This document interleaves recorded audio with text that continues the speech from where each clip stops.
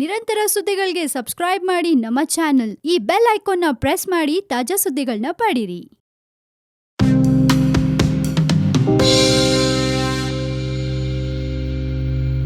ನೀವ್ ನೋಡ್ತಾ ಇದ್ರ one India Kannada YouTube channel. ನಾನು ರಶ್ಮಿ. ಈಗ ನಾನ್ ಹೇಳ್ತಾ ಇರೋ ಈ ಸ್ಟೋರಿ ಯಾರೆಲ್ಲ ಶಿರ್ಡಿ ಸಾಯಿಬಾಬಾ ಭಕ್ತರಿದ್ದೀರಾ ಅವರಿಗೆಲ್ಲ ಇದು ಡೆಡಿಕೇಟ್ ಆಗತ್ತೆ. ಅಚ್ಚರಿಯ ಕೂಪಕ್ಕೆ ತಳ್ಳುವ ಸಾಯಿಬಾಬಾರವರ ಪವಾಡಗಳು. ಇವರ ಭಕ್ತರು ವಿವಿಧ ಧರ್ಮಗಳಿಗೆ ಸೇರಿದವರಾಗಿದ್ದು ದೇವರ ಸಮಾನರಾಗಿ ಕಾಣ್ತಾರೆ. ಸಾಯಿಬಾಬಾರವರು ಏಕ ದೇವನನ್ನ ಪ್ರತಿಪಾದಿಸುವ ಸಂತರಾಗಿದ್ದು ಇವರ ಪ್ರವಚನಗಳಲ್ಲಿ ಹಿಂದೂ ಮತ್ತು ಮುಸ್ಲಿಂ ಧರ್ಮಗಳ ಅಂಶಗಳು ಬೆರೆತಿವೆ. ಇದೇ ಕಾರಣಕ್ಕೆ ಸಾಯಿಬಾಬಾರವರು ಮುಸ್ಲಿಂ ಹಾಗೂ ಹಿಂದೂ ಧರ್ಮೀಯರಲ್ಲಿ ಸಮಾನರಾಗಿ ಜನಪ್ರಿಯ ಇವರು ಕೇವಲ ತಮ್ಮ ಪ್ರವಚನಗಳಿಂದ ಮಾತ್ರವಲ್ಲದೆ ಪವಾಡಗಳಿಂದ ಕೂಡ ಜನಪ್ರಿಯತೆ ಪಡೆದಿದ್ದಾರೆ. ಶಿರ್ಡಿಗೆ ಸಾವಿರಾರು ಭಕ್ತರು ಆಗಮಿಸಿದ್ದು ಶಿರ್ಡಿಯ ಭಕ್ತ ಸಮೂಹ ದಿನದಿಂದ ದಿನಕ್ಕೆ ಏರ್ತಾನೆ ಇದೆ. ದಿನನಿತ್ಯ ಬಾಬಾರವರ ದರ್ಶನಕ್ಕೆ ಬರುವ ಭಕ್ತಾದಿಗಳ ಸಂಖ್ಯೆ ಸುಮಾರು 1 ಲಕ್ಷವಾಗಿದ್ರೆ ವಾರಾಂತ್ಯದಲ್ಲಿ ಭಕ್ತಾದಿಗಳ ಸಂಖ್ಯೆ 5 ಲಕ್ಷಕ್ಕೂ ಹೆಚ್ಚಾಗಿರುತ್ತೆ. ಗುರುಪೌರ್ಣಮಿ ಹಾಗೂ ರಾಮನವಮಿಯ ದಿನದಂತೂ ಸಾಯಿಬಾಬಾರವರ ದರ್ಶನಕ್ಕೆ ಬರುವ ಜನರು ಇನ್ನೂ ಜಾಸ್ತಿ ಇರ್ತಾರೆ. ಶಿರ್ಡಿ ದೇವಾಲಯ ಅತ್ಯಂತ ವೈಭವಯುತವಾಗಿದೆ. ಇನ್ನು ಈ ದೇವಾಲಯವನ್ನ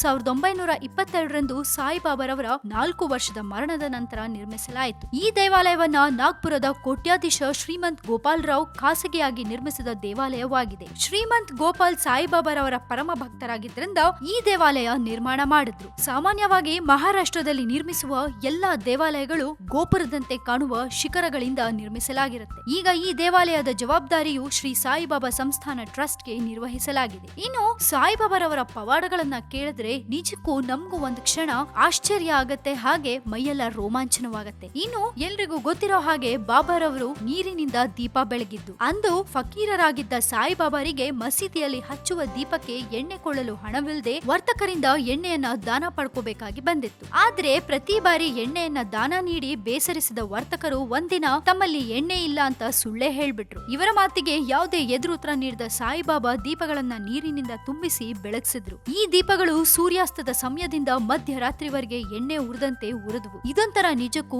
ಪವಾಡ ಅಂತಾನೆ ಹೇಳ್ಬೇಕು. ಹಾಗೆ ಬೆಳೆಗೆ ಹತ್ತುವ ಬೆಂಕಿಯ ಮುನ್ಸೂಚನೆಯನ್ನು ಬಾಬಾರವರು ಕೊಟ್ಬಿಟ್ಟಿದ್ರು. ಗ್ರಾಮಸ್ಥರು ಇದನ್ನ ಯಾವುದನ್ನು ನಂಬಿರ್ಲಿಲ್ಲ. ಆದ್ರೆ ಬಾಬಾರವರು ಗ್ರಾಮಸ್ಥರಿಗೆ ಪದೇ ಪದೇ ಹೇಳಿದ್ರು, ಹೊಲದಲ್ಲಿ ಬೆಂಕಿ ಹತ್ತದೆ ಹೋಗ್ ನೋಡಿ ಅಂತ ಹೇಳಿದ್ರು. ಗ್ರಾಮಸ್ಥರು ನಂಬದೇ ಇದ್ದಾಗ ಬಾಬಾರವರು 2-3 ಬಾರಿ ಬೆಂಕಿ ಹೊತ್ತದೆ ಅಂತ ಹೇಳಿದ್ದಲ್ದೆ ತಮ್ಮ ದಿವ್ಯ ದೃಷ್ಟಿಯಿಂದ ಆಗು ಹೋಗುಗಳೆಲ್ಲವನ್ನು ತಾವೇ ಮುನ್ಸೂಚನೆಯನ್ನ ಕೊಡ್ತಾ ಇದ್ರು. ಇನ್ನು ಮಹಿಳೆಯ ಅಂಧತ್ವವನ್ನು ನಿವಾರಿಸಿದ್ರು ಸಾಯಿಬಾಬಾ. ಹಾಗೆ ಎಲ್ಲರನ್ನು ಸಮನಾಗಿ ಪ್ರೀತಿಸ್ತಾ ಇದ್ರು ಸಾಯಿಬಾಬಾ. ಒಟ್ಟಾರೆಯಾಗಿ ಹೇಳ್ಬೇಕು ಅಂದ್ರೆ ಸಾಯಿಬಾಬಾ ಯಾವುದೇ ಮತಭೇದ ಇಲ್ಲದೆ ಎಲ್ಲರನ್ನ ಸಮನಾಗಿ ಕಾಣ್ತಾ ಇದ್ರು. ಹಾಗೆ ಎಲ್ಲರ ಕಷ್ಟಕ್ಕೆ ಸ್ಪಂದಿಸ್ತಾ ಇದ್ರು. ಇನ್ನು ಎಲ್ಲರಿಗೂ ಸಹಾಯ ಕೂಡ ಮಾಡ್ತಾ ಇದ್ರು. ಹಾಗೆ ಎಲ್ಲರನ್ನು ತುಂಬಾನೇ ಪ್ರೀತಿಸ್ತಾ ಇದ್ರು. ಇನ್ನು ಸಾಯಿಬಾಬಾರವರ ಪವಾಡಗಳು ಅದೆಷ್ಟಿವ್ಯೋ ಲೆಕ್ಕ ಇಲ್ಲ. ಅದನ್ನ ಹೇಳ್ತಾ ಹೋದ್ರೆ ದಿನಗಳಲ್ಲ ವರ್ಷಗಳೇ ಬೇಕು. ಬಟ್ ಬಾಬಾರವರು ಆ ಕಾಲದಲ್ಲಿ ಮಾತ್ರ ಅಲ್ಲ, ಈ ಕಾಲದಲ್ಲೂ ಅವ್ರ ಕಣ್ಮರೆ ಆಗಿದ್ರು ದೇವರ ರೂಪದಲ್ಲಿ ಎಲ್ರಿಗೂ ಒಳ್ಳೇದ್ ಮಾಡ್ತಾ ಇದ್ದಾರೆ. ಹಾಗೆ ಪವಾಡಗಳನ್ನು ಮಾಡ್ತಾ ಇದ್ದಾರೆ.